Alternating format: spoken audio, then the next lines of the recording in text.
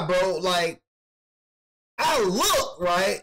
You know what I'm saying? I look, I'm like, bro, what's going on, bro? At least 82 dead.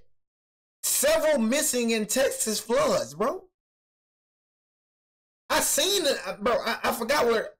Did I see it on my phone? I seen some type of notification.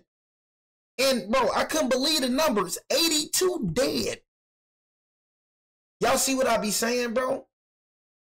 It's like tomorrow is not promised. Them people woke up in the morning and did not know they was gonna die, bro. Life is just crazy, bro. Life is crazy. I'm telling you, bro. Life is like Final Destination. Literally. If y'all ever watch Final Destination, y'all know, bro. Life is like Final Destination.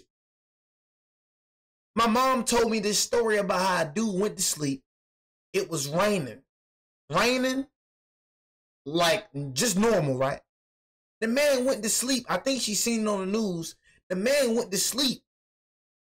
A tree fell in his room, fell through his window and hit him while he was asleep. The man died in his sleep on some Final Destination jump.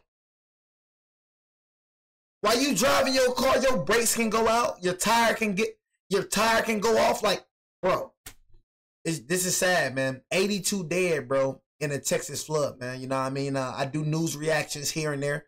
So if y'all new to the channel, y'all can go to my playlist section, bro. News reactions is there. You know what I'm saying? Make sure y'all follow my Instagram and Twitch, man. Link in the description down below. Like I said, I am for the live stream right now. But, man, this is some sad news right here, man. 82 dead, man, in Texas floods, man.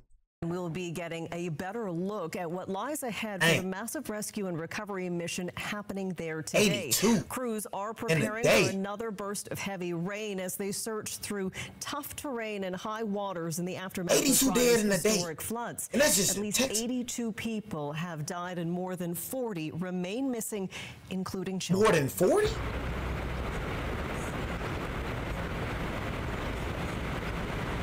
The flash flood happened when the Guadalupe River rose more than 8 meters in less than 2 hours on Friday. Hundreds have been rescued, but it is a tough task to find those still unaccounted for. Rescue teams have been digging through deep mud and clearing dense debris in a search for the missing. Among them, 10 young girls and their counselor at Camp Mystic. It is an all-girls camp right near the river.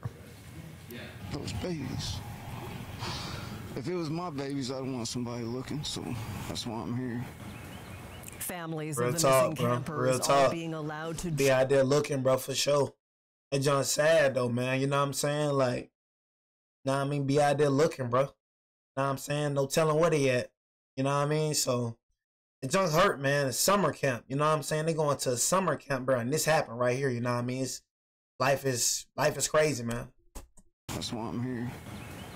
Families of the missing campers are being allowed to join in the search for their loved ones. The camp itself is in ruins. It was in the worst hit area.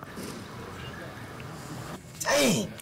We have see that worst hit area. Dang, bro. We have extensive coverage on this story. Sam Sampson is in Washington and Lee Waldman is on the ground in Hunt, Texas. Let's start in Washington with Sam. There are so many questions about why so many people were caught off guard by these floods, Sam. Officials are taking a lot of heat over the potential of delayed advance warnings.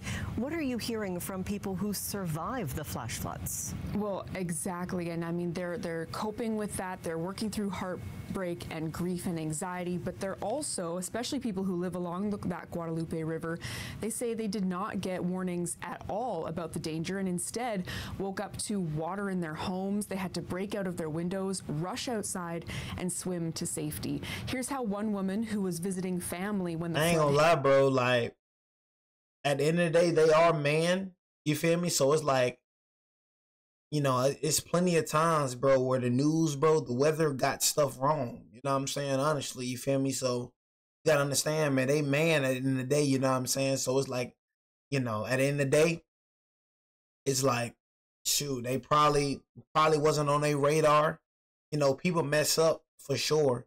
You know what I mean? But I think if they, pretty sure if they knew that a flood was coming y'all way, they would have gave y'all a warning.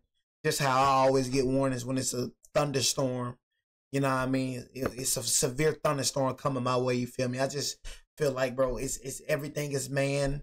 You know what I'm saying? And, you know, this world is unpredictable. You know what I mean? The only person that really knows what's going to happen is God. You know what I'm saying? So at the end of the day, you feel me? This world is just unpredictable. So hit described the notifications they that probably didn't have a flood on their radar, or, you know, I think they most definitely think they would have sent a warning, bro, if they knew what was coming, bro, you know? No warnings at all. They came hours later, which was the most devastating part. You know, we got the warnings on our phones hours later. The destruction had already been done before the warnings came out. The National Weather Service did send out warnings. It warned of potential flooding earlier in the week. Then on Friday at 1:14 a.m., a cell phone notification went out about flash flooding for Kerr County, and that is the worst hit region. And then the warnings got even more urgent from there. But still, many who live around there and survived the danger question whether enough was done. Well, so what are other officials saying? Because there is this sort of back and forth about what was said, when it was said. What else are you hearing? Well, the people on the ground, local and state officials, say no one could have seen this storm coming the way it happened, and they say they took proper precautions. Now, over the weekend, we also heard that the county that was the worst hit did consider a residential system to warn of flash flooding years ago, since this region is so prone to it, but they said it was too expensive. And one official even suggested some residents have warning fatigue. Now, nationally, pick your favorite football team, and now imagine that team has, instead of 11 players, has 8 players. They're going to lose. No matter how good they are, they can't do the job of the full team. And that's what's happening at NOAA. Is these are outstanding scientists, wonderful technicians, terrific policy folks. But if we don't have enough of them doing the job, then something falls off the table.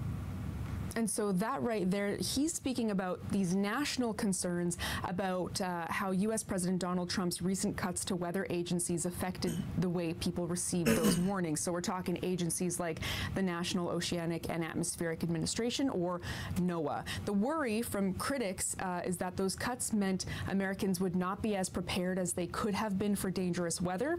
And those concerns, as you heard, are being repeated now. Now, Crystal, the president told reporters last night he did not think that those cuts were a factor in how Texas residents were warned. Bro, you can't just be cutting people, though. I ain't gonna lie to you, my mans. You know what I'm saying? You know, what the freak you doing in that White House, my boy? You can't just be cutting people. And then when it come to Elon, like I said, I don't pay attention to the White House, because, bro, I told y'all, bro, I'm the type of cat, man, like, you know, I live on some, like, if it whatever happens. You know what I'm saying? That's how I live. I don't watch the news. I'm not up here scared about World War III. I'm not worried, bro. Whatever happen gonna happen. You worrying about something is not gonna change the outcome. That's how I look at it. Me being scared about this happening, me worrying about this happening, ain't gonna change the outcome, because guess what? If I'm scared, it's still gonna happen if it's gonna happen. Whether I'm scared or not, it's going to happen, it's going to happen. That's how I look at it. I'm like, it's going to happen. I don't worry about things I can't control. You know what I'm saying? But for Elon Musk to be anywhere near the White House, I'm like, bro, you do Tesla, bro. You are a car person. You have no... These people these days be thinking just because they have money, they can do anything. Bro, do what you good at, bro. You don't know nothing about the government, bro. You don't know nothing about none of this, bro. Just because you make the most money out of everybody, that don't mean you better, bro, when it comes to certain things. Bro, stick the fish to Tesla, bro. Go to Tesla somewhere, bro. You know what I'm saying? Like, what the freak is you doing, gang? You don't know what the freak you doing. I don't know what the, bro. I was surprised when I seen you up in the White. I'm like, what is this man doing here? What are you doing here, bro? You don't know nothing about nothing in this, bro. Trump was asked in make some Teslas, new Teslas or something. Would he hire back that staff to help with future weather events? He said no. His administration did promise, though, over the weekend to update weather warning technology, and Trump himself said he planned to visit Central Texas on Friday. All right, Sam, thank you very much. Sam Sampson reporting from us from Washington. This is the scene in Kerrville, Texas this morning. Crazy, one of the man. hardest hit communities after those flash floods devastated the central part of the state Friday. At least 82 people have died, dozens still missing. Bro. Among the dead, 27 from crazy. Camp Mystic, an all-girls camp on the banks of the Guadalupe River, including the camp's director. As you heard Chris talk about, more rain is expected in the forecast. Those flash floods continue to pose a danger in several parts of the state, and those images are really just a part of the scene, a small part of the scene, because there's just widespread devastation across the state. Let's go to Central Texas now, where it is daylight, and Lee Waldman of CNN joins me from Hunt, Texas. Lee, go through the latest in those recovery and rescue operations. Yeah, man. So that's all I gotta show y'all, man. I just had to show y'all that, bro. You know, I want to show y'all, like I told y'all, I don't watch the news, but, you know, this right here, I had to do a video on this immediately. Couldn't believe my eyes when I seen the title, man. 82 dead, man. You know, I know how it is to lose somebody close to you, you know what I'm saying? So, sorry for y'all losses. Any mothers that lost daughters, any dads that lost sons, whatever, man. I'm sorry for your loss, man. It's very devastating. You know, nobody seen this coming at all. You know what I'm saying? So y'all keep them in y'all prayers, man. You know what I'm saying? It's very, very unfortunate. Make sure you subscribe and hit the turn on the bell, man.